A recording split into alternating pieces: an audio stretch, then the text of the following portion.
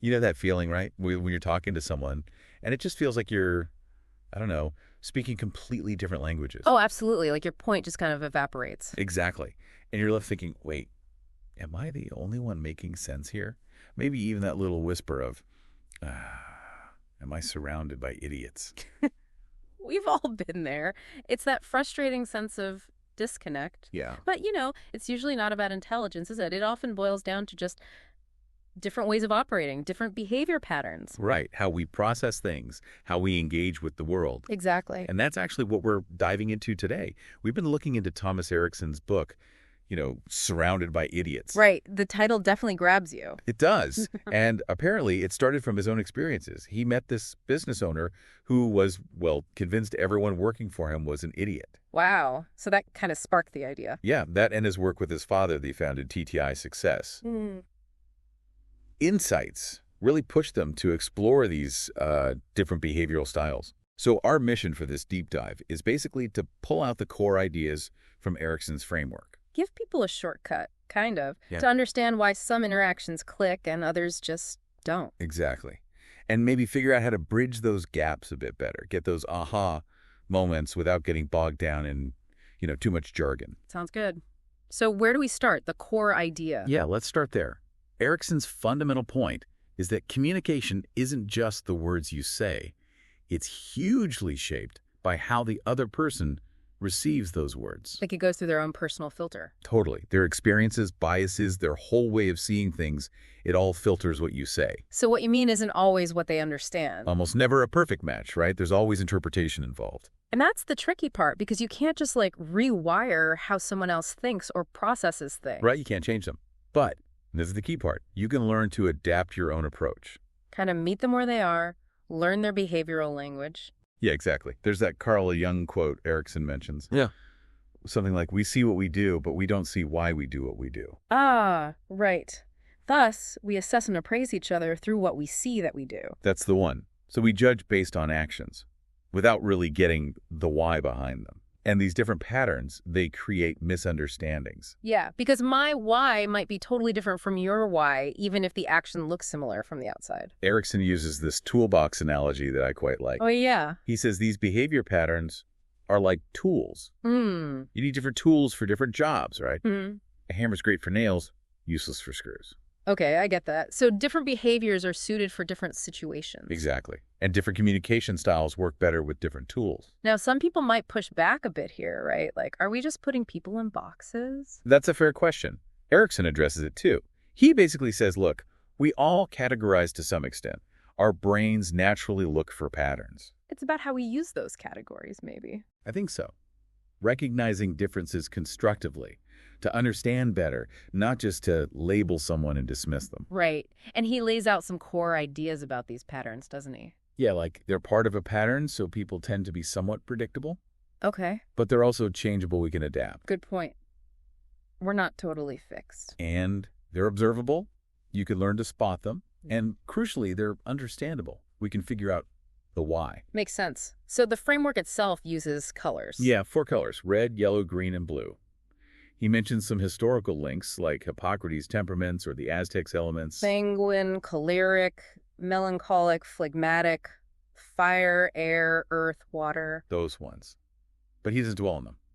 The main thing is these 4 styles he defines. And it's important to stress, right, that hardly anyone is just one pure color. Oh, absolutely. Most people are a mix. Usually 2 dominant colors, sometimes even 3. So you might get someone who's, say, red and yellow, energetic, results-focused, but also optimistic and outgoing. Exactly. Recognizing those blends is key. It adds the nuance. Okay, cool. So shall we dive into the first color, red? Let's do it. Red behavior. What are the hallmarks? Reds are driven by speed and results. Quick decision makers, like to take charge. The commanders. Yeah, you could say that. They see themselves as groundbreaking, strong-willed. They can be impatient, definitely. And direct. Very direct. From their point of view, it's just being honest, cutting to the chase, competitive, energetic, always needing to be doing something. So inactivity is like torture for them. Pretty much. They have this Yeah. real sense of urgency. So, yeah, if you're dealing with a red, be direct, focus on the results, don't waffle. Okay. And how would you, spot a red in a meeting or something? Well, they often talk the loudest. They explain things like it's the absolute final word. Confident. Very. Often first to answer, make really categorical statements. And yeah, always seem to be on the go. Erikson has some pretty vivid examples. The CEO in the soccer game. Oh yeah, the one who just flattens people to win, even in a friendly match. And the guy, Bjorn, who drives in the bus lane. Right, just to save a few minutes, doesn't care about the fines, it's all about the goal, the fastest way there. But that kind of behavior, Yeah. how does it land with other people? Not always well, I imagine. No, definitely not. Reds can easily come across as, well, belligerent, arrogant, maybe egotistical. Controlling. Yeah, controlling, unyielding, aggressive, even dictatorial. That directness they see as honesty. Others might just see it as rude or harsh. And their communication style reflects that. Completely. It's blunt, no frills, no sugarcoating. They say what they think, straight up. Which, yeah, can be seen as a weakness by others, that impatience. Why is this taking so long? Constantly. And the rule bending or rule breaking can cause major friction. They can seem threatening too, right? Raised voices, glaring. Yeah, even pounding the table sometimes. It can be intimidating for sure. Not always pleasant to be on the receiving end. And do Reds see these as weaknesses?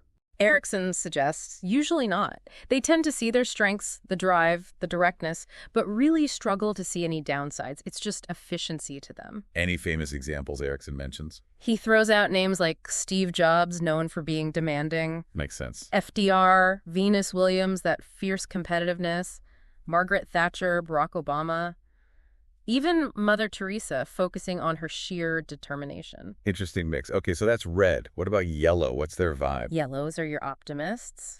Cheerful, bright outlook, always seeing possibility. The glass half full crowd. Totally. They live for enjoyment, merriment, laughter, super positive, enthusiastic, creative, imaginative. Sounds fun. Any downsides? Well, they can be. Let's say not the best listeners sometimes. They tend to talk a lot.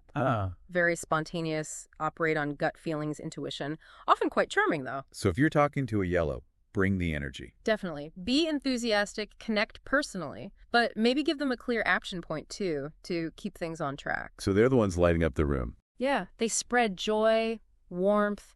That optimism can be really infectious. They find the silver lining. The examples Erikson gives are quite funny. The guy Mike who wrecks his old car. Yeah, and just climbs out the other door saying, it was fine.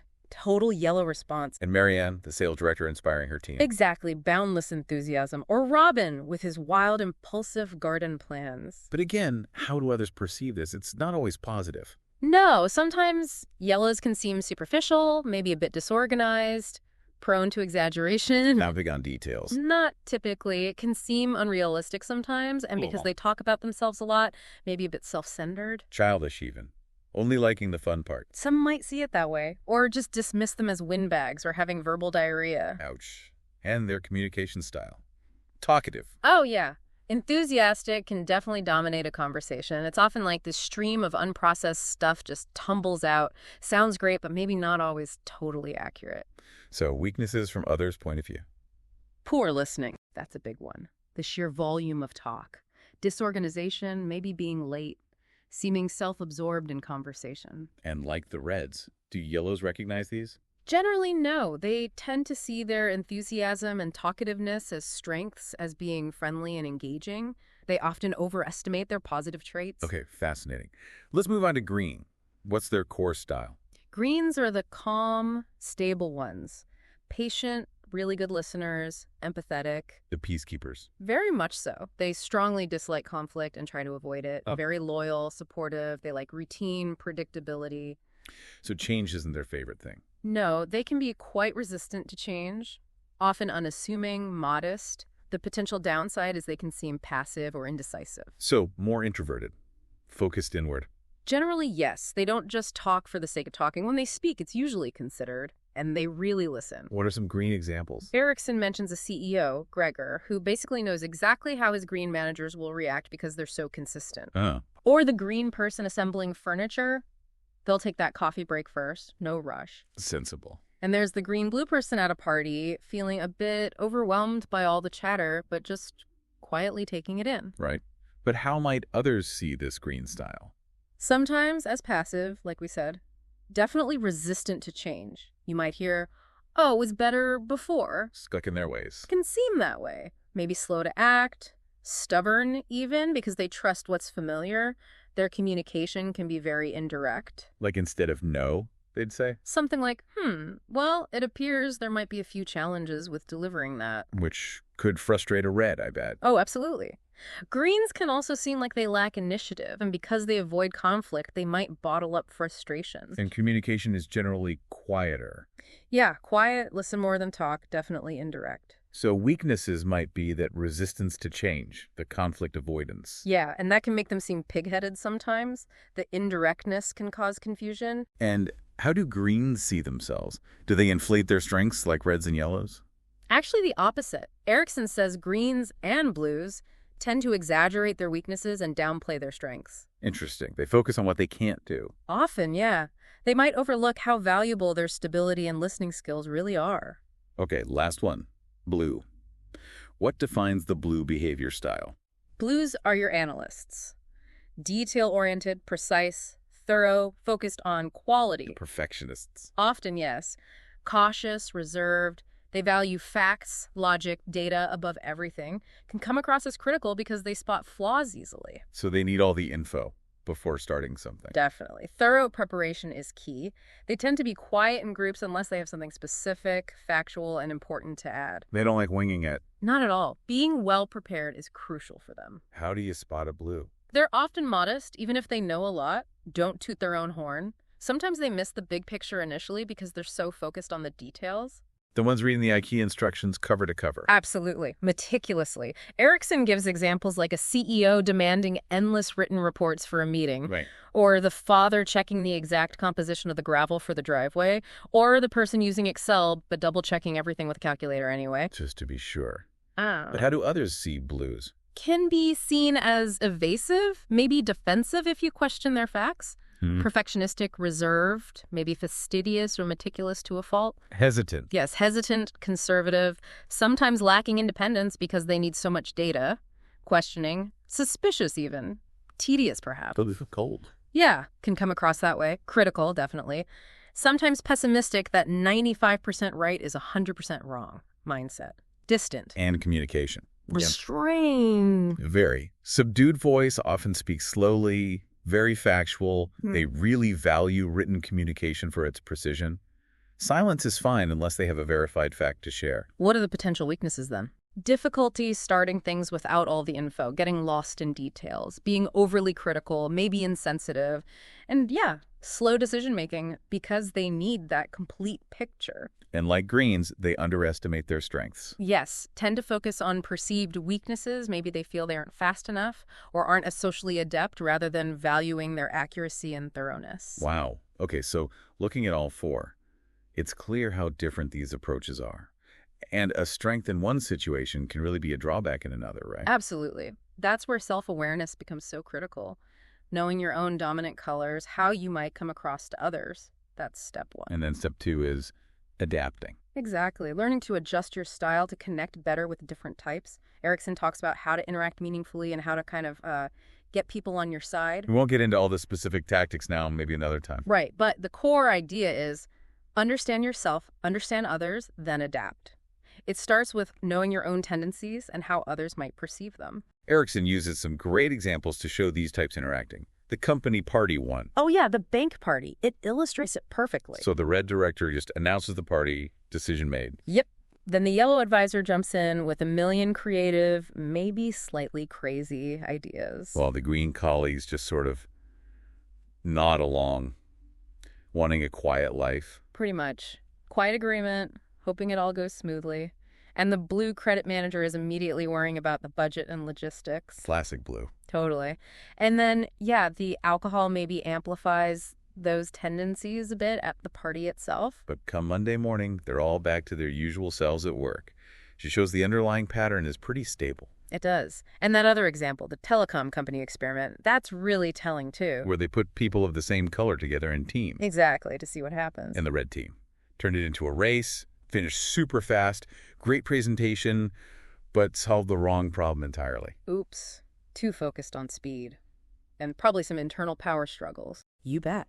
Speed over accuracy, lots of conflict. Okay, the yellow team. Imagine the energy. Ideas flying everywhere, super lively discussions. but zero focus. Did they even finish? Nope. Ran out of time, got totally sidetracked with stories and jokes, all enthusiasm, no structure. And the green team sounds potentially painful. Silent suffering, Erikson calls it. Really hard to get started. One person maybe reluctantly takes the lead, didn't finish. Just wanted it to be over. Basically. Avoid conflict, seek agreement, achieve very little in the end. Passivity ruled. Okay, and the blues? Planning. Endless, painstaking planning.